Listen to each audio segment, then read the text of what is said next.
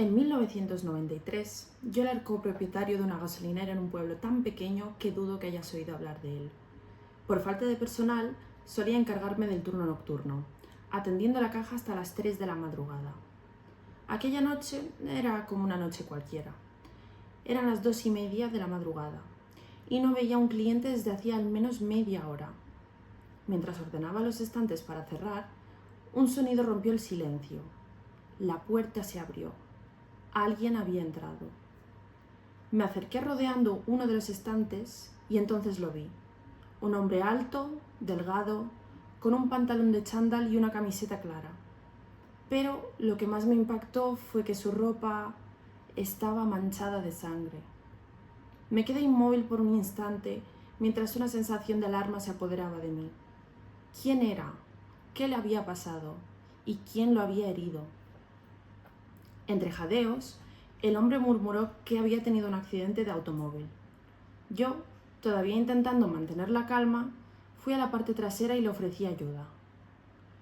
«Tenemos un botiquín», le dije. «¿Quieres que llame a la ambulancia?»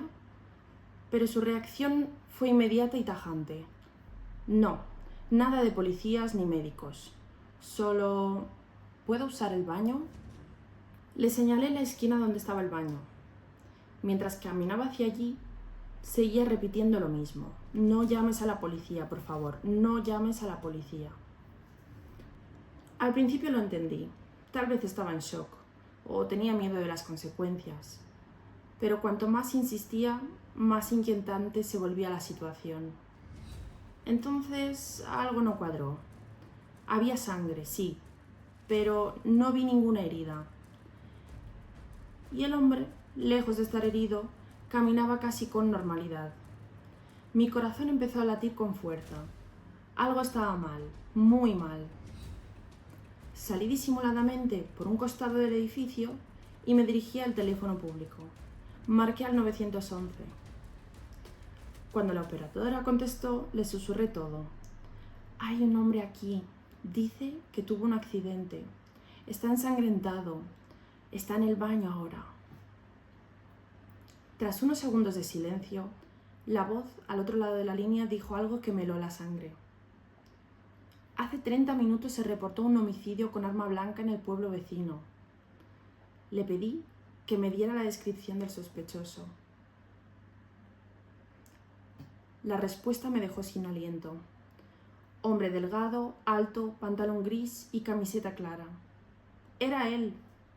La operadora me indicó que saliera, me metiera en el coche y cerrara las puertas.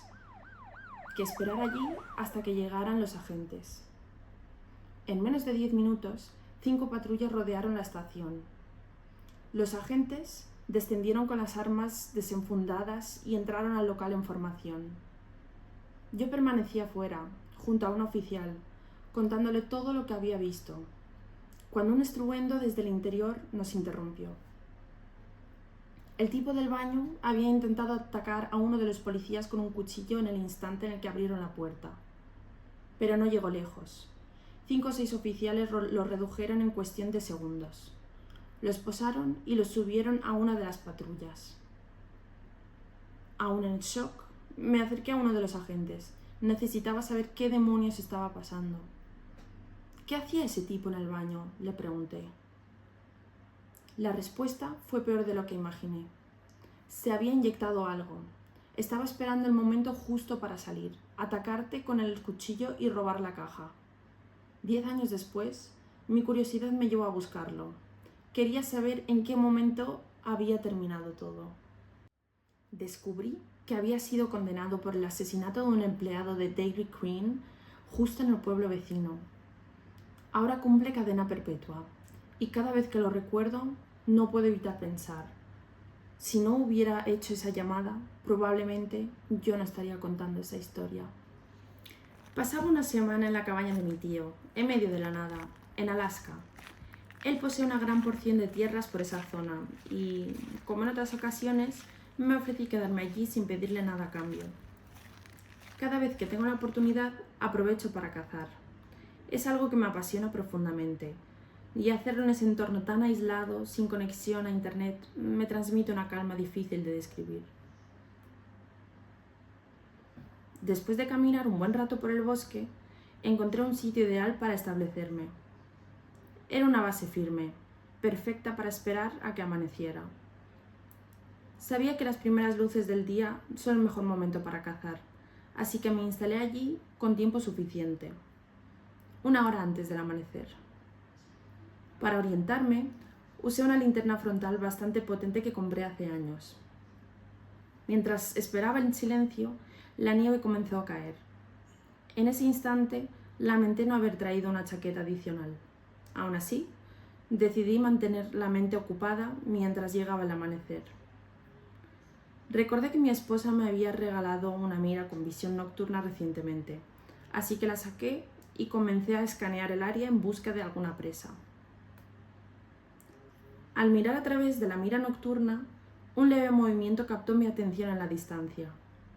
Pensé que tal vez era un ciervo, pero algo no encajaba. No era un animal.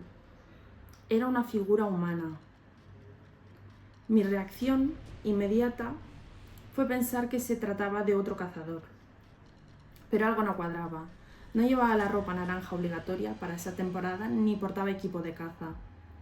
En lugar de eso, cargaba una enorme bolsa de lona y una pala. Vestía apenas una camiseta y más allá de eso, los detalles eran borrosos. La visión nocturna tenía sus límites y la oscuridad seguía envolviendo el paisaje. De repente, sentí mis manos empapadas en sudor a pesar del frío.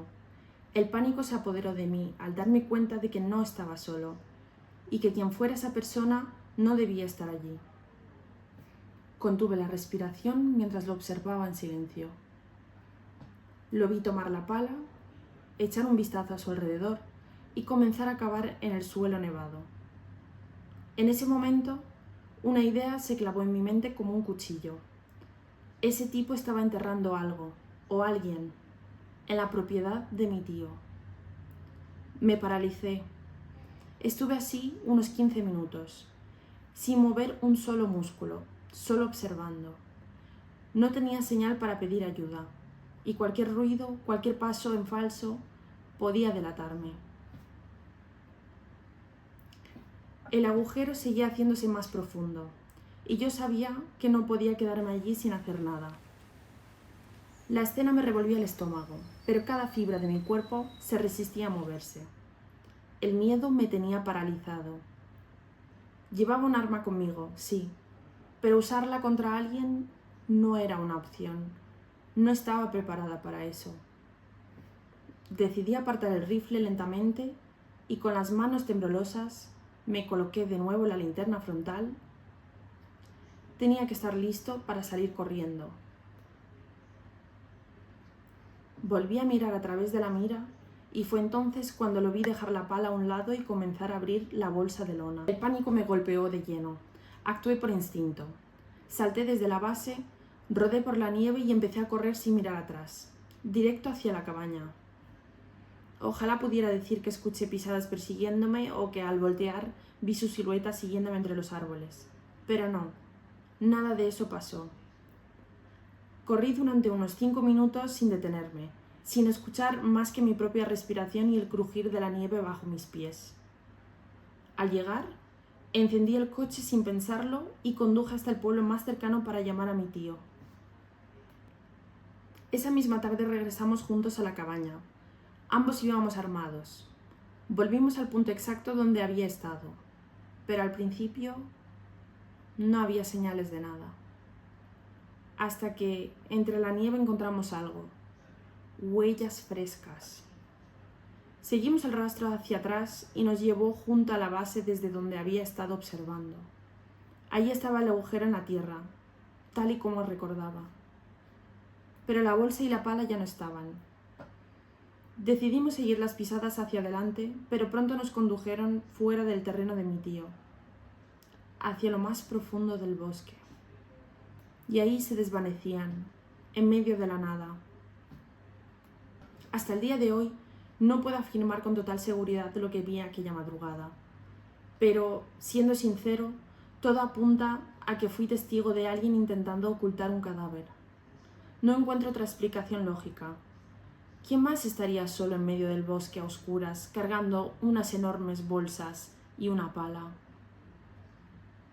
Desde entonces no he vuelto a pisar la cabaña de mi tío y, sinceramente, no estoy seguro de querer hacerlo nunca más. Antes, trabajaba manejando camiones de mudanza.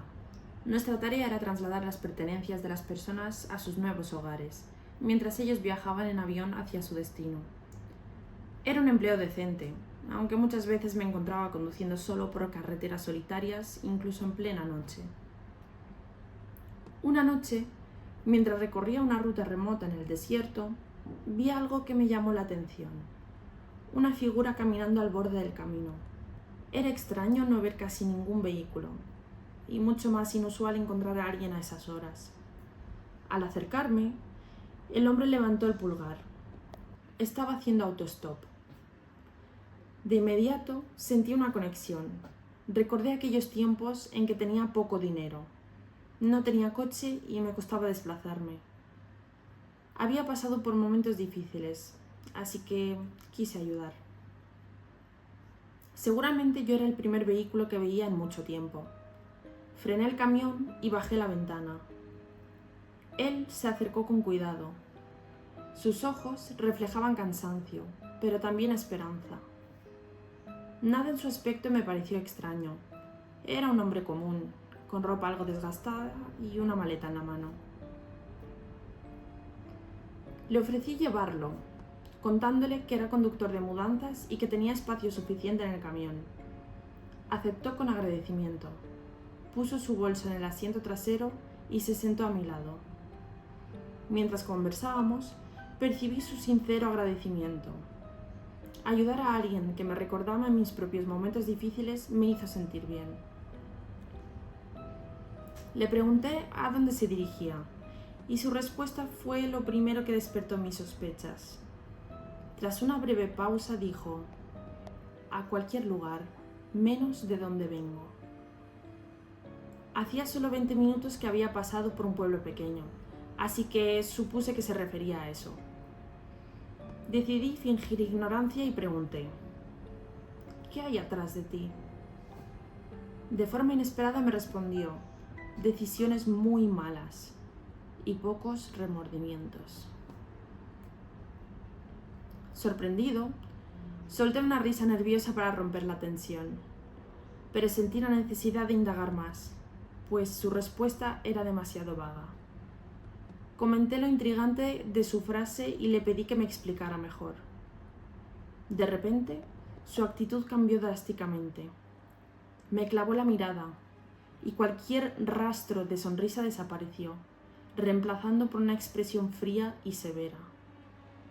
Con un movimiento lento, levantó su camiseta y reveló un gran cuchillo de caza oculto en su pantalón. Entonces me confesó que en su maleta no llevaba ropa, sino el cuerpo de una persona. Dijo su nombre completo, aunque no logré recordarlo. Intenté mantener la calma, fijando la vista en la carretera mientras mi mente se llenaba de pánico. Un miedo profundo me invadió al darme cuenta del terrible error que cometí al dejarlo subir. No estaba seguro si decía la verdad, pero tampoco quería cuestionarlo. Sabía que debía alejarme lo antes posible, y la oportunidad llegó cuando vi una estación de servicio a la distancia. Inventé una excusa sobre una falla en el camión y le dije que tenía que detenerme. Apenas frené, bajé del vehículo y corrí hacia la tienda, dejando al hombre atrás. Le imploré al cajero que llamara a la policía. Le expliqué rápidamente lo que había ocurrido y él cerró la puerta para usar su teléfono y marcar al 911. Nos escondimos en la parte trasera del local, esperando a que llegara un oficial. Después de lo que pareció una eternidad, escuchamos golpes en la puerta. 2 policías estaban fuera. Di mi declaración y les pedí que revisaran el camión. Pero el autoestopista y su maleta ya habían desaparecido. Se había esfumado en algún lugar del desierto, posiblemente en cualquier rincón lejano. La policía organizó una búsqueda, pero nunca lograron encontrarlo. Hasta hoy, no sé qué realmente había en esa maleta, ni si el hombre había cometido un crimen. Los agentes aseguraron que probablemente era un enfermo mental diciendo locuras. Pero yo, basándome en mi impresión inicial, estoy convencido de que sabía exactamente lo que hacía. He aprendido a aceptar que la verdad quizás nunca saldrá a la luz.